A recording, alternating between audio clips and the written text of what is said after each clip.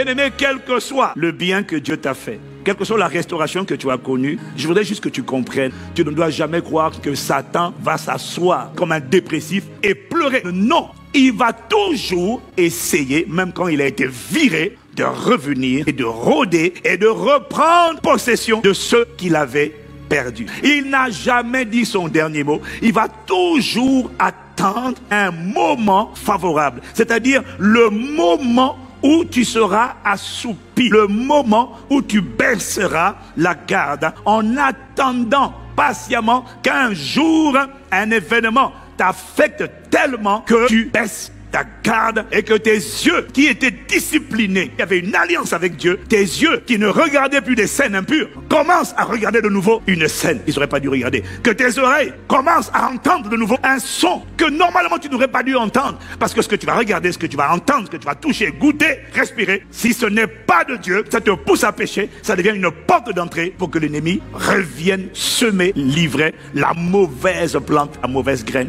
Mais en ce qui te concerne, et moi et toi, il a échoué lamentablement.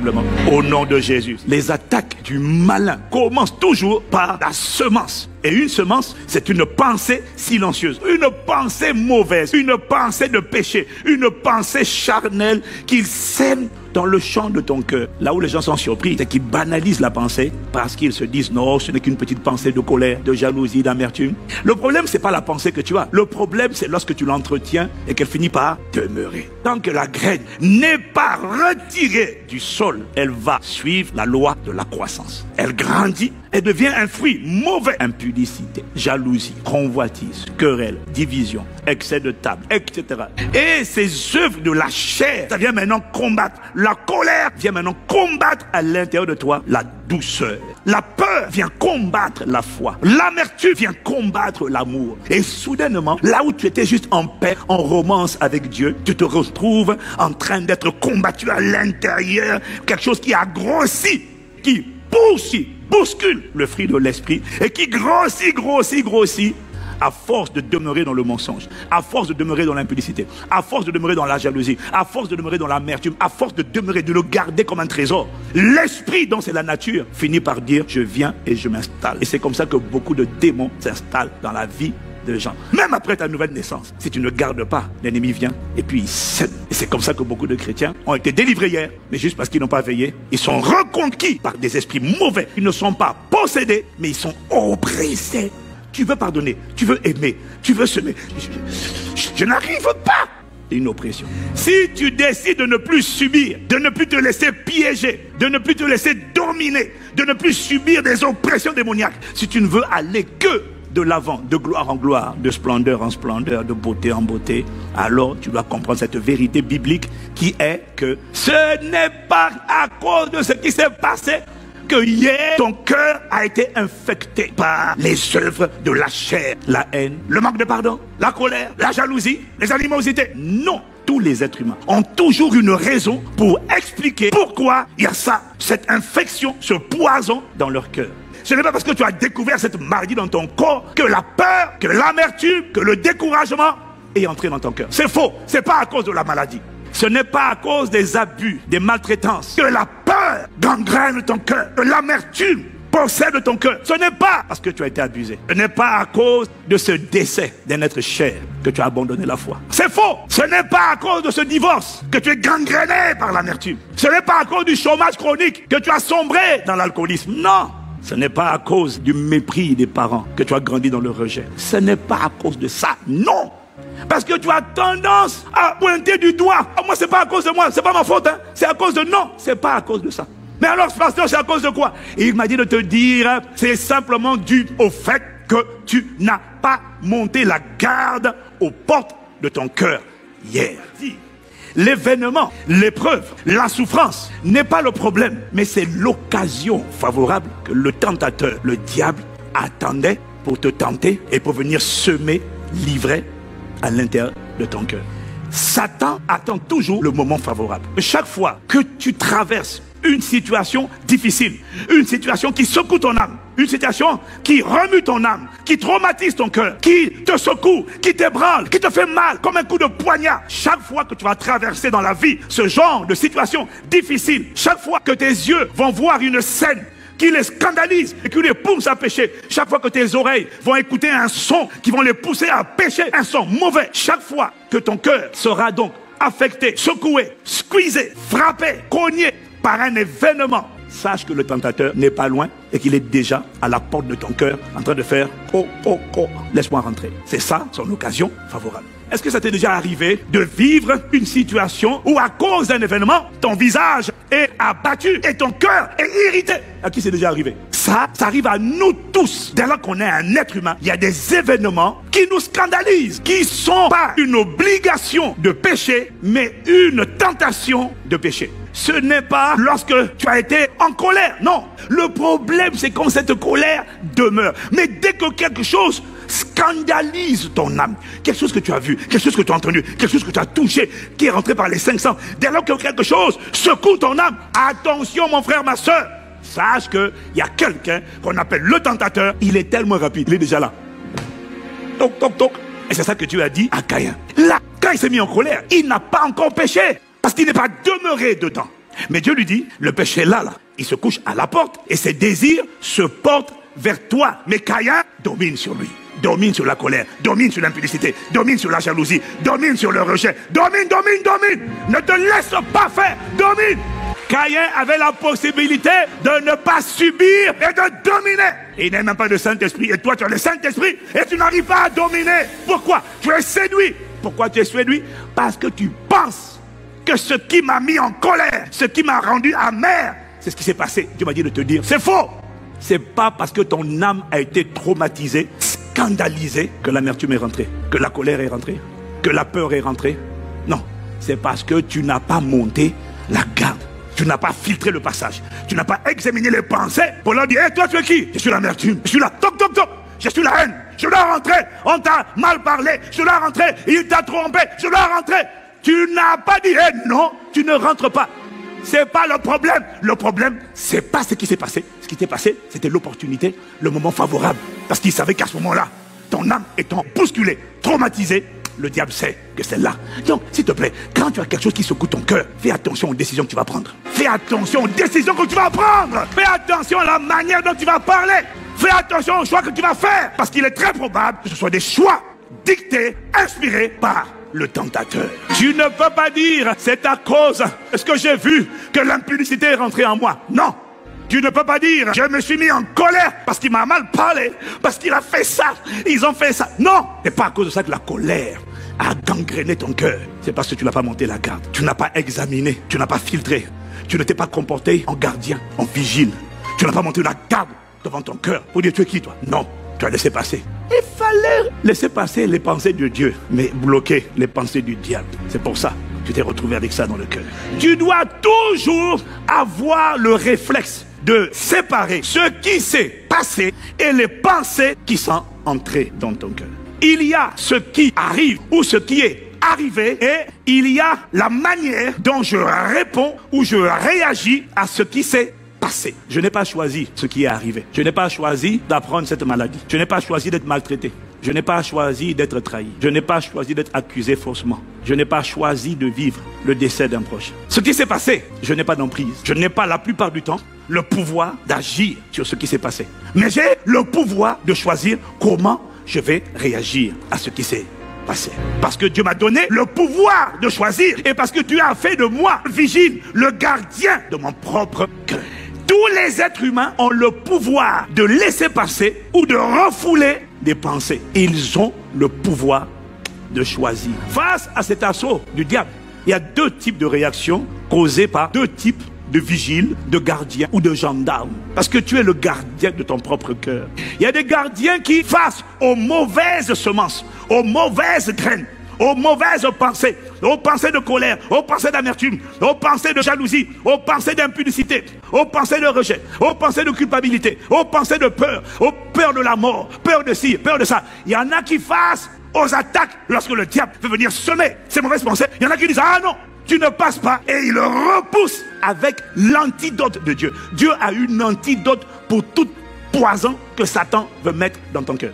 Les deuxièmes, c'est pas qu'ils ne repoussent pas, c'est qu'ils démissionnent. Ils abandonnent leur poste, ils fuient leur responsabilité. La question que tu dois te poser, c'est quel type de vigile toi tu es? Est-ce que tu fais partie de ceux-là qui repoussent les tentatives du tentateur de se livrer dans leur propre cœur? Ou est-ce que tu fais partie de ceux qui fuient leurs responsabilités, qui démissionnent, ils désertent et ils abandonnent le poste de gardien? À quoi, pasteur, est-ce que je reconnais que j'ai abandonné le poste de vigile, de gardien, de gendarme de mon cœur? Tu as abandonné ton poste chaque fois que tu as dit, ce n'est pas à cause de moi que cette pensée est rentrée. Quand tu as pointé une personne ou des événements, tu viens de démissionner de ta responsabilité, abandonner ta responsabilité, tu viens de fuir ta responsabilité et tu viens de laisser la porte ouverte. Chaque fois que tu dis, ce n'est pas à cause de moi, il avait qu'à pas faire ça, il avait qu'à pas faire ça, c'est à cause de lui. Tu n'es plus responsable. Tu es en train de dire que tu n'es plus responsable de ce qui entre dans ton cœur. Si tu n'es plus responsable, c'est que tu as démissionné de ta responsabilité. Parce que Dieu te voit comme le responsable de ce qui rentre en toi. Cette tendance de l'homme à blâmer autrui, ça n'est pas d'aujourd'hui. Depuis que le péché est entré en Adam, ça a commencé là. Lorsque Dieu vient dans le jardin, il demande à Adam, tu es où? Adam dit, je suis nu, je me suis caché. Comment tu sais que tu es nu? Et à la réponse d'Adam, il dit, la femme que tu as mise auprès de moi m'a donné de l'arbre et j'en ai mangé.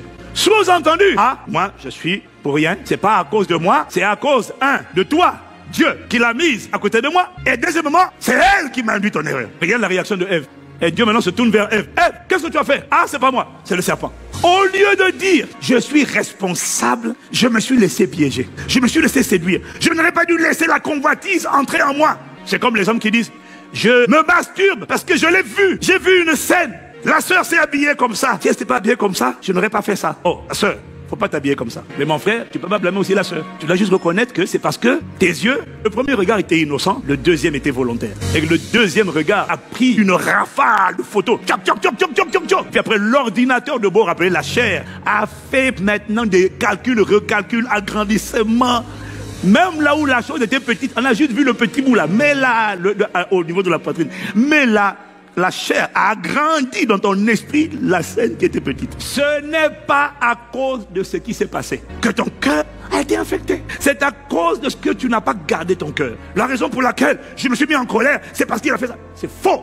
Je suis amer, je suis déçu parce que je n'ai pas vu ça. C'est faux. C'est un mensonge du diable. Pourquoi? Parce que les Écritures, l'Ancien Testament, le Nouveau Testament et la vie autour de toi, dans ton époque, dans ta génération, tu es environné d'une nuée de témoins qui ont vécu les mêmes expériences traumatisantes, qui ont vu les mêmes scènes, écouté des mauvaises nouvelles, qui eux aussi, leur âme a été secouée, a été ébranlée, a souffert, a été cognée, a été poignardée, mais ils n'ont pas laissé le tentateur rentrer et semer le poison de l'amertume, de la déception, de la convoitise, de l'impudicité, de la colère, du rejet. Ils n'ont pas laissé Satan semer quelque chose en eux. Tu ne peux pas dire c'est parce que ma mère ne m'aime pas que je suis comme ça. Non, Dieu t'aime. Oui, mais mon père m'a rejeté. Dieu t'a accepté. Ton père ne t'a pas rejeté. Tu dois dissocier toi et l'enfant qui a grandi avec son père quand tu étais toute petite. Parce que la Bible dit, si quelqu'un est en Christ, il est une nouvelle création. C'est le même corps, mais ce n'est pas la même personne. La personne rejetée, va la voir dans ton enfance et tu lui dis, je suis désolé pour toi, mais moi qui suis là, je suis une nouvelle personne. Je n'ai pas été rejeté.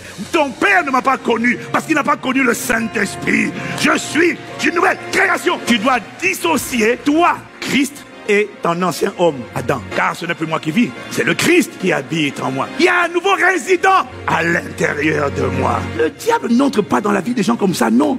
Non, il y a un processus. Il sème une pensée mauvaise. Cette pensée n'est pas arrachée par la repentance. Et elle grandit, elle devient du fruit. Et quand le fruit devient mûr là, à l'intérieur, maintenant ça prend de la place, ça grossit. Et ça commence à étouffer le fruit de l'esprit.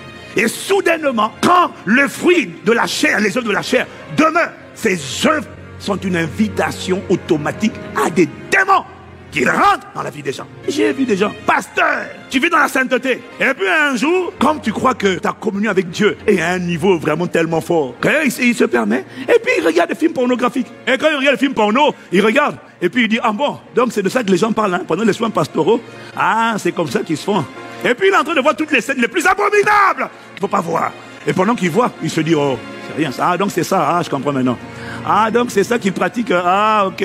Ah, telle pratique perverse là. Ah, ok. Une fois, deux fois, ok. Et puis ce qu'il ne tolérait pas, ce qu'il ne supportait pas au début, il est passé en quelques jours de l'objection à la tolérance, de la tolérance à la participation au péché et de la participation au plaisir. Voilà comment, parce qu'on n'a pas protégé ces 5 sens, on se met à aimer ce qu'on a détesté. On se disait, ça, je ne peux pas faire ça. Et on se met à prendre plaisir à ça. Parce que tu t'es pris pour un surhomme. Ce n'est pas à cause de ce qui s'est passé que ton cœur a été infecté. C'est parce que tu n'as pas monté la garde. Si tu ne comprends pas ce message, demain tu redeviens une proie. Moi aussi je me sens scandalisé. Comment? Chaque fois que je reçois des gens rendez-vous, leader, n'importe qui, quelle que soit l'ancienneté spirituelle. Non mais, là ma femme, je l'ai frappée, pasteur, elle m'a mal parlé. C'est pas parce que tu as mal parlé que la colère est rentrée. Il y en a d'autres à qui on a mal parlé, la colère a été repoussée. Tu as le pouvoir de choisir ta réponse. Si face à la colère qui frappait à la porte de ton cœur, tu as fait 3 choses. Premièrement, si tu avais d'abord demandé pardon à Dieu pour t'être mis en colère, tu ne justifies pas la colère. Tu dis, Seigneur, pardon, je ne me suis pas comporté en bon vigile. J'ai laissé rentrer la colère, elle est dans mon cœur. J'ai laissé rentrer l'impudicité, elle est dans mon cœur. J'ai laissé rentrer la déception dans mon cœur. J'ai laissé rentrer l'amertume dans mon cœur. Père, je n'ai pas d'excuse. Je demande pardon.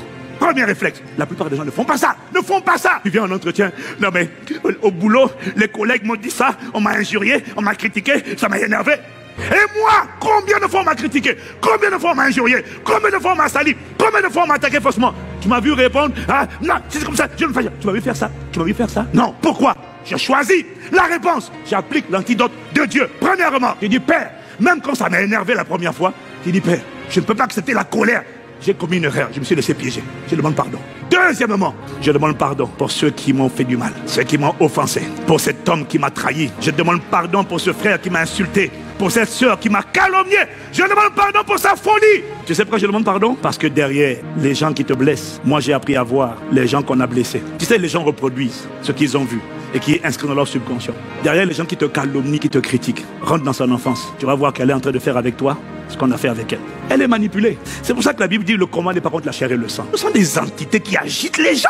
Mais toi, tu ne regardes pas l'esprit qui agite la personne. Tu regardes la personne et tu dis c'est toi, je t'en veux. Non, Jésus a dit pardonne-leur.